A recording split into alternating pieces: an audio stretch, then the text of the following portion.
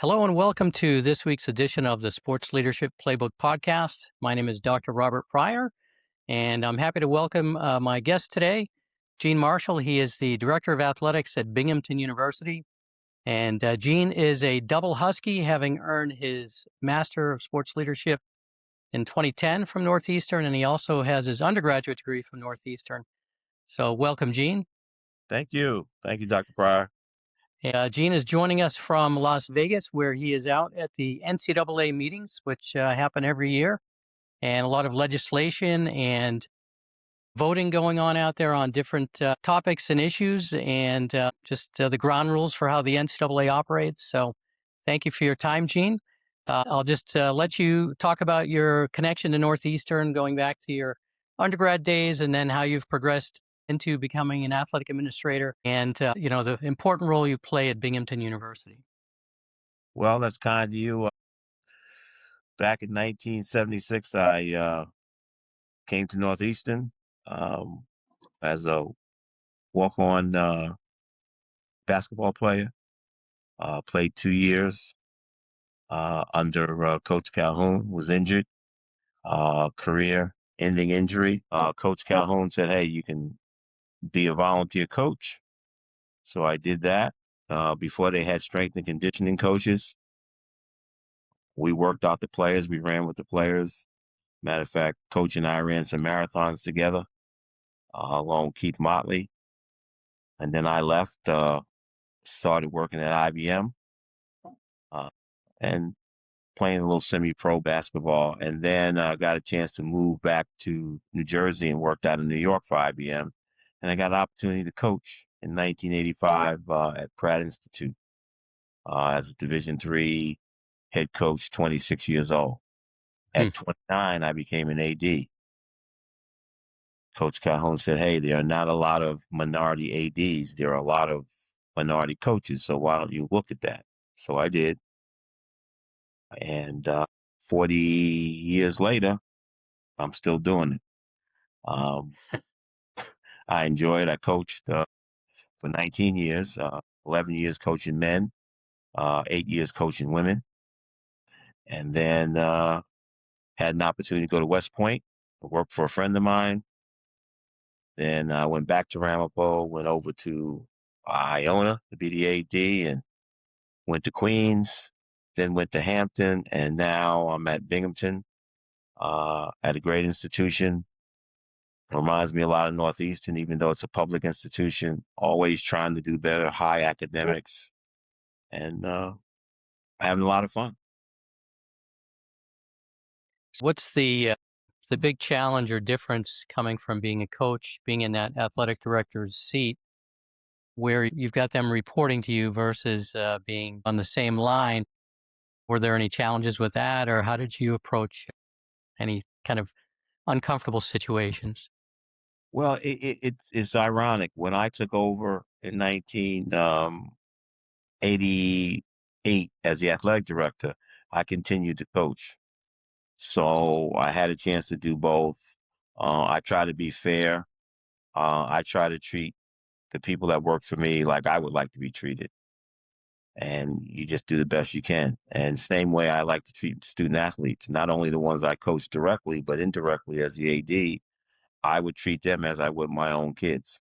So when I make decisions for them as student athletes, it's the similar decisions that I would make as a parent. And I let them know that.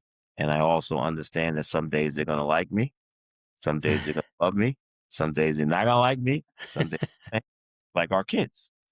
But Right. if I know that I'm doing what's in their best interest, not always what they want, but that's in their best interest. And it's turned out to be pretty successful. And that's how, and a lot of that comes from my time in Northeastern, my time, and not only playing for Coach Calhoun, but there was a Bo Lyons there. There was a Jack Freeman there. There was a John D. O'Brien there. There was a Dr. Arthur Davis Jr. there. And Motley adopted me as a big brother. So there were people that took the time to spend with the 18, 19, 20, 21-year-old kid out of New Jersey and made sure he was home and made sure he had all the things that he needed to be successful. Kicking the butt when it was necessary, a pat on the back when it was necessary, and a hug when it was necessary. So I carry all of those things into what I do today. That's kind of my trip down memory lane. When you care about somebody as a person and you're consistent with how you address any issues, and if it comes from a place of love and you're doing it to help them grow, you get their respect as well. Even though they may not like what they're hearing, they know what's right and what's not right. Yeah, and I think that's great. And then taking the Sports Leadership Master's Program, and it was funny. One of my former student athletes, Kelly, who played softball at Ramapo under me, she was in the class, and she would always call me coach because everybody called me coach. And they couldn't figure out why you call him coach. Well, he's always my coach. Yeah, you'll always be coached to your former student athletes, I guess, right? Yeah, and it's a great feeling. And as you get to this point in the career, the successes, wins and losses are great, championships are great, but it's the relationships and the student athletes that are doing well. She's doing well as a deputy AD and SWA, and I got some other ones that are ADs and also in athletic communications, teaching, coaching. Those are the things that bring you joy, and this program is really what I call the antithesis of getting the best out of people. It's not just about the coursework, it's about being able to apply it in a way that gets people to succeed. And that's really that's the way we structured it. And when Peter Roby started the program, it was more applied in nature, some theory, leadership theory, and a lot of that mirrors coaching theory, right? With goal setting, motivation, identifying people's strengths, putting them up in a position to be successful. It's like that in the business world, just Yes. like it is on the court or on the playing field. The program's been successful and been around now for 18 years. Yeah. It's amazing to see students who were in those first couple of classes, and Mm. that was a few years ago. And it's great to have alumni who are willing to talk to students and to be a mentor and to share their insights and to tell them, hey, I was sitting in your seat not too long ago. Be persistent, be ambitious, and 10 years down the road, you might be talking to students as well. Yeah. And I think the thing that you brought to the program was the people part of it. And as we see now in athletics, it's more of a people's business than it's ever been. And you have to learn how to communicate with individuals. And that's one thing that the technology era, with everything being on technology, it takes away the people part of it. And I think our young people have struggled with the fact that they don't have that experience. And I think we in athletics, and in particularly in sports leadership, can help them to bridge that gap so that they can understand it's okay to talk to people instead of texting them. It's okay to go see them instead of sending them an email. you know? Right. In-person meetings are nice. Yeah. We live in the world of Zoom and distance everything. So those in-person interactions really are effective. And that way you get to understand what they're feeling. I think now we have a lot of Zooms and voice conversations, and you really don't get to see or understand that feeling, that emotion that an individual is experiencing. And I think it makes it tough um, to help them. Right. And, post-pandemic, a lot of young people really don't know what it was like before that, right? That It- became a way of life for them. yeah, yeah. I So, laughed when I came back to Northeastern in 2010 after graduating in '81. The classrooms were different. yeah. you know, New buildings, right? Buildings new, that didn't exist. yeah, new buildings, classrooms different. You know, the whiteboard, there was no blackboard, no chalk, You had projectors and projectors. PowerPoint presentations. But the beauty of it is that this generation embraces technology, Mm-hmm. where our generation, a lot of Ford. people have avoided it, or they just don't want to deal with it. But you have to, right? In the information age, if you want to keep up, you have to Yeah. blend the two. So Yeah. that's where they have the skills when it comes to social media. If they can get those interpersonal skills and relationship building, put Mm-hmm. those together, and the sky's the limit. So, It is. I think that's what's missing. And I think if there's anything that we can do and I can do to get the people skills into people, I think there's nothing that they can't achieve. mhm, They have the technological background. They're all computer savvy. They're all mhm, everything savvy. But at the end of the day, if you want to be a good leader, right, whether coach or an administrator, you still got to learn how to talk to that person or receive what that person is saying. Person may be yelling and screaming, but they may not be screaming at you. You just happen to be sitting there at that particular time. right. I agree. You were at Iona, at Mhm. Hampton, at Binghamton. How has being an athletic director changed? I mean, obviously, it's really different in 2026 than it was back in the Right. mid 2000s.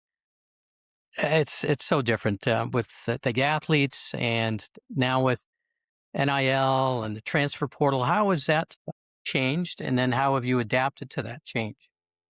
I think it's changed because money is too prevalent now. And I don't blame the student athletes. I blame the adults Hmm. for allowing it to happen. Um, if I was given these opportunities at 18, 19, 20, and 21, I probably would make the same decisions. I wouldn't know.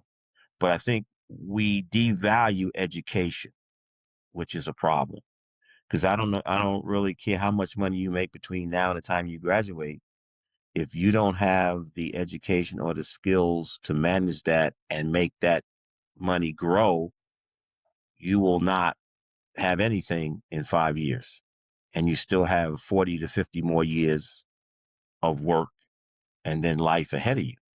So I think what's changed is the emphasis on getting a degree and making something of yourself as opposed to making the almighty dollar at any cost. And I think the sad part about it is that the parents and adults, whether it's agents and advisors, are pushing this. And everybody wants that day in the sun. Everybody wants that ESPN moment. Everybody wants to sign that $1 million deal.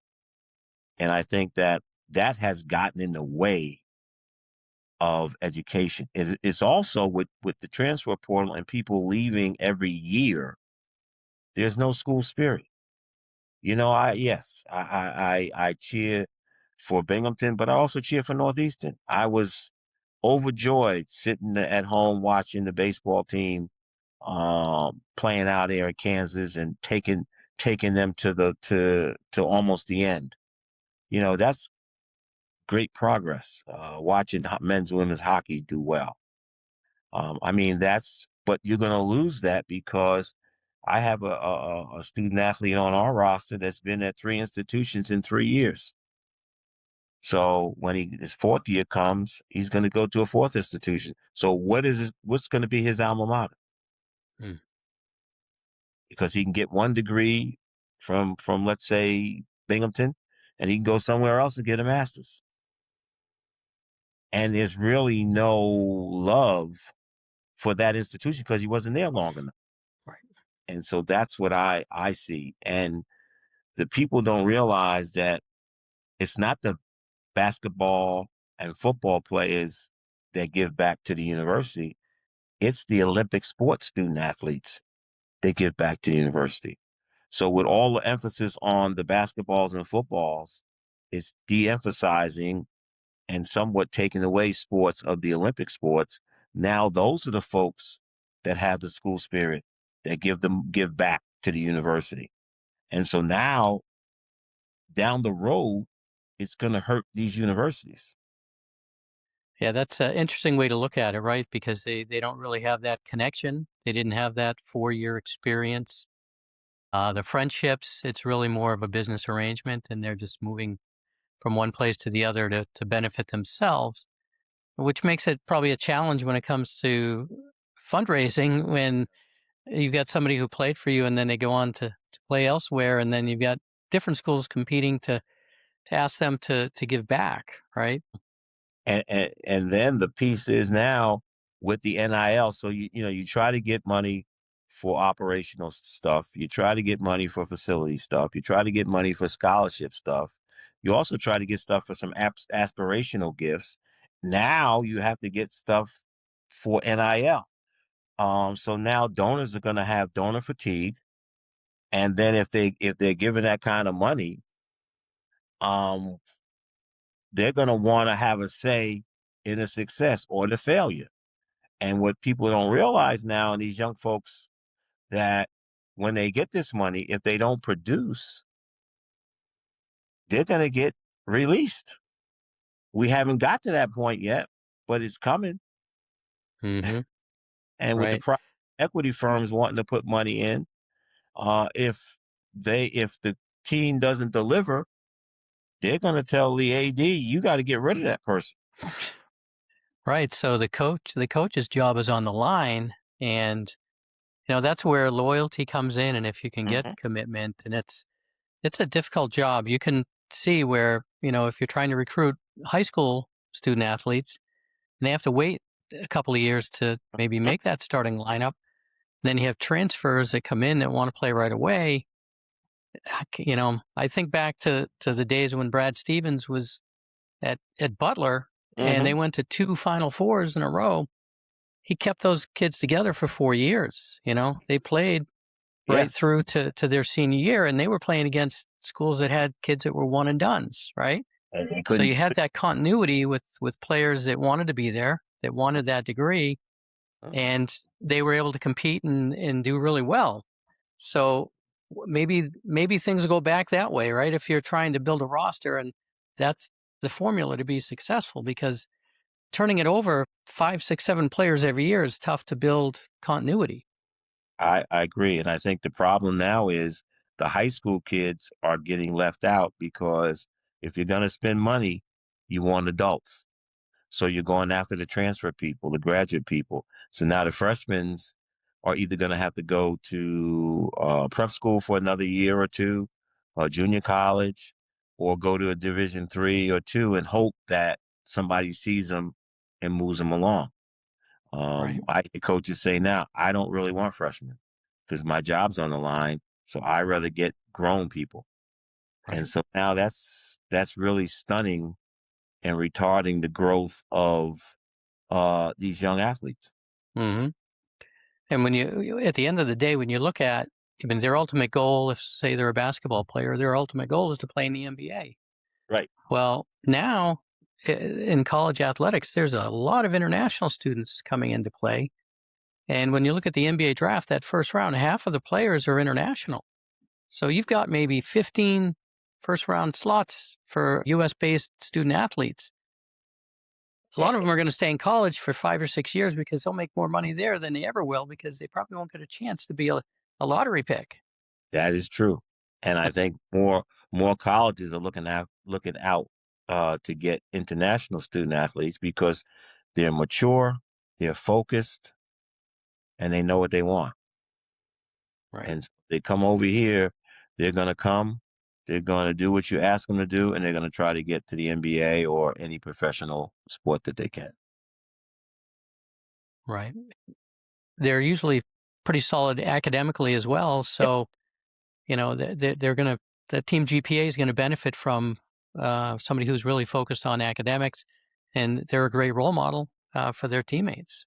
Yes, and that's what's going to make life easier for them, and they'll do what they need to do, and they'll make money here, and they're used to being professionals because they're professionals over in Europe at 12 years old. Mm-hmm. Yeah, it is interesting how the club system versus our college university system is so different. Yeah.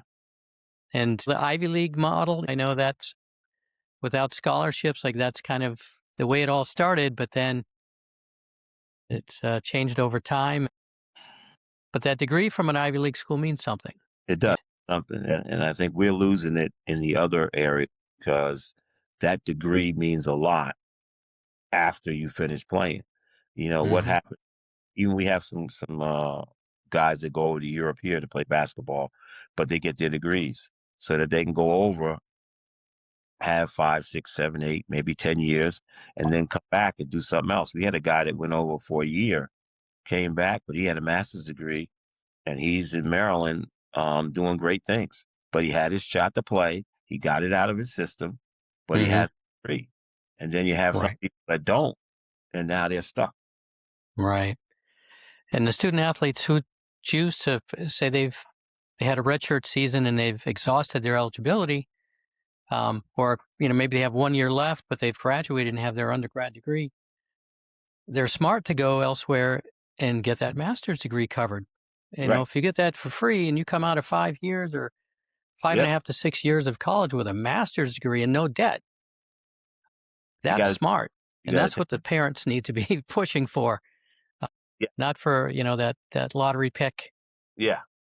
coming out as a sophomore. Hmm. You've given some great insight, Gene, and college basketball. We're still trying to sort it out. I don't think anyone's going to have the answer at Nope. this convention. It'll continue to evolve. If you were to give one piece of advice Hmm. to somebody who wants to work in college athletics as a coach or as an athletic director or sports in general, what advice would you give them, just personally and professionally, to help them prepare to be successful? Uh, Great question. The first thing would be you have to love what you do. You have to have a passion for it because there's no 9 to 5 job. There's not a lot of happy hours on Fridays. And so you have to be committed to this. And you have to understand that, you're going to have to work your way up. You find your niche, find your passion, um, and go after it. And you will, if you persevere, you will get where you want to go. Right. I always say that the 3 Ps: be persistent, be positive, but also be patient, right? Yeah. Because things don't always line up with when you're ready. Okay, I'm ready right now to go to work. I'm ready for that opportunity. It may be 6 months down the road. So Right. patience, but really stay positive. If you're down and say, oh, it's not going to happen for me, then maybe it won't happen for you. But if you're positive and you say, this is going to work out, this is what I want, this is my goal, do what you have to do in the meantime, right? Get experience, do whatever it is. But at the end of the day, it's a marathon. It doesn't It it doesn't is all happen not, at once. yep, not a sprint. And also find someone that can mentor you because there is going to be ebbs and flows. There's going to be roadblocks, and there's going to be advice that you need to have. And you need to have that person that can kind of bust down one of the doors for you or set you on the right path. Go around and ask everybody questions while you're on campus, while you're participating. Go see the SID and ask them what they do. Go see the compliance officer, ask them what they do. Go see the academic people, ask them what they do. Ask the deputy AD, the senior associate AD, the facilities people. Sit down with your coach and say, hey, what is your day like? If you do that, you're kind of getting an on-the-job training. So you will know what you like and don't like, and then that you can pick the area of emphasis that you want to focus on. Because there's so many opportunities in athletics, you just have to pick one that fits you. All right. Great advice, Gene. And that's true. If you have a passion for something and you learn about a bunch of different areas, something there may resonate and you may not realize, oh, there's an opportunity to work in that segment. I didn't know that. And if it's something you're passionate about, then you usually master it and then you usually make it better and become an expert and you become an asset to whoever you're working for. Yeah. Great advice. I sat in Coach Calhoun's office and asked him questions. I can remember the office over in Old Gym, Yeah. and we would sit in his office and just talk. And I'd ask him questions, and he'd answer the questions, and that's where coaching kind of started. And that's great for somebody like that to be a mentor and be willing to share their knowledge and give advice. And it shows that he's willing to pay it forward. And to this day, I'm sure you're gracious Yeah. and thank him for for being the great leader that he was and Oh yeah, affecting you in a positive way. always. Out there at the NCAA convention and always willing to give back to Northeastern and tell your story and just be a great Husky for life. And we do appreciate that. Well, thank you for having me.